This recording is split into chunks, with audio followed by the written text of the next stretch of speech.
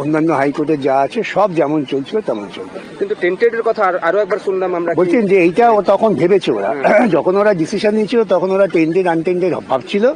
তো যাই হোক, ওদের যে ডিসিশন সেটাও কলকাতা হাইকোর্টে রিট পিটিশন পেন্ডিং আছে, তাতে বিচার হবে, কিন্তু সিবিআই ইনভেস্টিগেশনটা হবে। ফাইনাল সেই জন্য যে ওই ডিসিশনটাও ফাইনাল নয়, যেহেতু হাইকোর্টে পেন্ডিং আছে সেখানে বিচার হবে।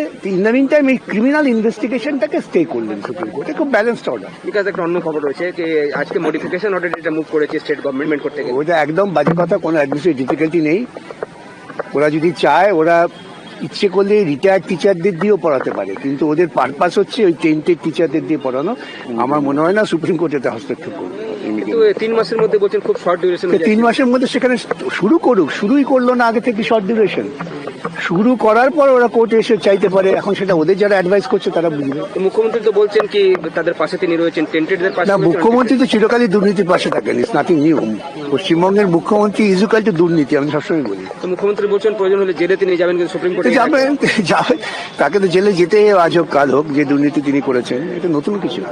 তিনি বলছেন যারা যারা যোগ্য তাদের পাশে তিনি রয়েছেন। তা উনি যোগ্যদের লিস্টটা দিচ্ছেন না কেন? তো মা মুশকিল।